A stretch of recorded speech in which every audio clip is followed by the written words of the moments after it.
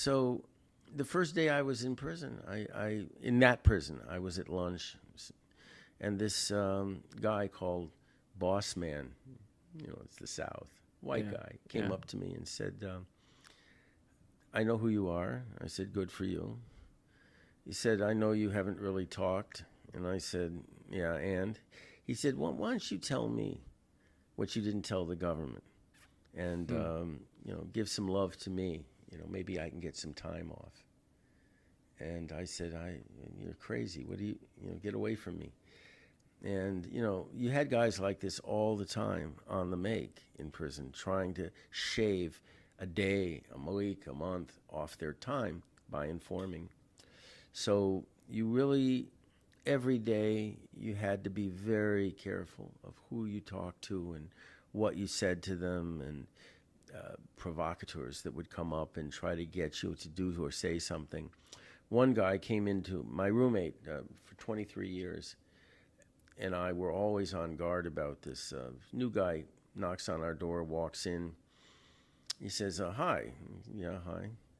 He said, have you guys ever thought about escaping from this place? I'm like, oh, fuck. Okay. We didn't say anything. And I pulled out a knife. My roommate pulled out a knife and just backed him out of the room. Shut the door. I went to speak to the counselor in the unit later that day. And I said, come on. If you're trying to entrap us, please do something more sophisticated. There's a guy I knew that. Well, how did you guys have a knife? Everybody had a knife. What? Everybody had a knife. Holy You shit. better know how to use it. You better know how to use it.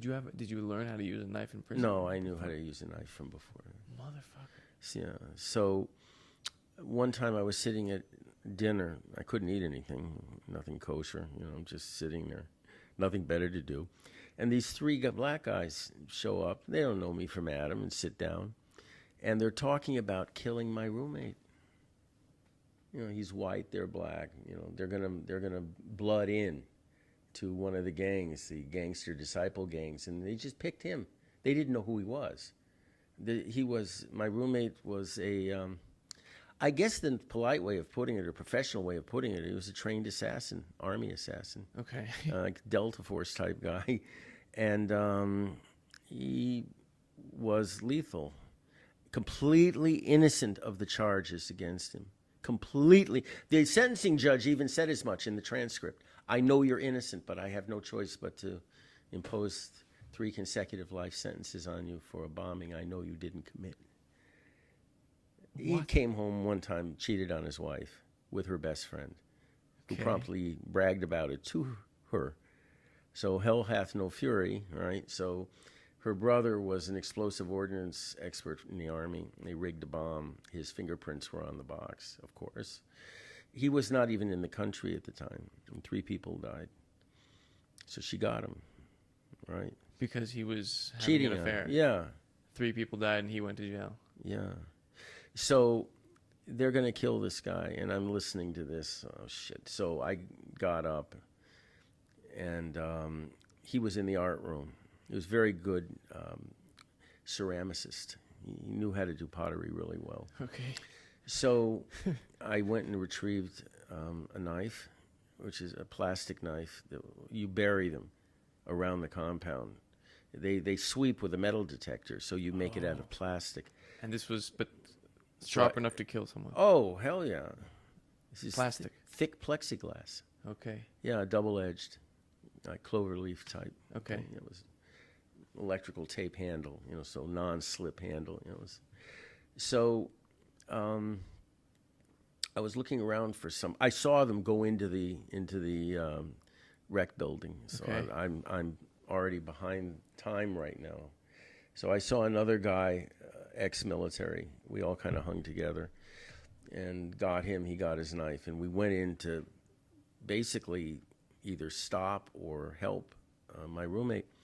So by the time we got in there, they were already around him in a semicircle, and he was sitting very placidly at his work desk with a pottery knife, which has a little tiny blade, maybe an inch long. Mm-hmm. And we opened the door very carefully and walked in. Now, there are three of them, so I got behind one. My friend got behind a second one, and the third one my roommate can take care of. So we're looking at these guys, figuring out where are you going to hit these guys? Neck, lower back, kidney. I mean, they were big. So what are you going to do? How are you? That's what we're thinking. How are you going to hit them? And the next thing we know, my roommate kind of smiles and looks at these guys, and he said, "So you're going to kill me, huh?" And they said, "Yep, we're going to kill you." He said, "I think you better turn around and see who's behind you." And I froze, and my friend froze because the element of surprise is gone. Now I'm going to have to face this guy head on. And the minute they turned their heads, it was almost milliseconds. It seemed like it was millisecond. All three of them were on the ground, bleeding from cuts to the carotid artery, bleeding out, shaking, arterial spray, just flopping on the ground. You did this, or your No, your friend, my roommate did. All three of them? All three of them. Bang, bang, bang in a row. And I looked at the other guy that was with me, and I said, "What the hell just happened?" And I looked at my roommate, and I said, "How did you do this?" That was my first question. It was a professional question. How exactly did you do this? Wow, this is awesome. God. How did you do this? Oh, my God. And, suddenly, we realized, shit, we got three would-be gangbangers dead on the floor, blood everywhere. We're not exactly going to be able to just walk out of this room. There are cameras everywhere. So I said, "Oh, God." I said, "All right, I'll go get the captain." So I went and got the captain, who was a really nice guy. And he and 4 or 5 other officers came in, all white, all ex-military. Okay. And they came in, and, first thing he said was, why? What have we here?" Yeah, that's what he said. So he looked at me, and he said, "Pollard, can I see your knife?" I said, "Yeah." So I showed him my knife, no blood. The other guy, no blood. He looked at Steve, and he said, "I don't believe this." He said, "Let me see your knife." So Steve showed him the pottery knife. It was just already with coagulated blood everywhere. The first thing the captain said was, "How did you do?" Same thing we did. "How did you do this?" So, he explained it in very kind of surgical terms. So the captain looks at the situation and says, "Well, it looks like a drug deal gone bad here with 3 bad dudes, 3 gangbangers." Whoa. So he said, "Why don't you boys just go back to the unit and take the night off? Take it easy. I'll take care of this." So the next day in the local paper, there was a story that 3 gangbangers got into a fight, and they killed one another somehow. And that was it. Turn the page. Turn the page. I never saw anybody prosecuted for anything. I mean, if you hit an officer or you stabbed an officer, that's one thing. Of course, if there were a witness, a government witness, and you hit him, you're in little trouble for that also. So, I mean, that was my society.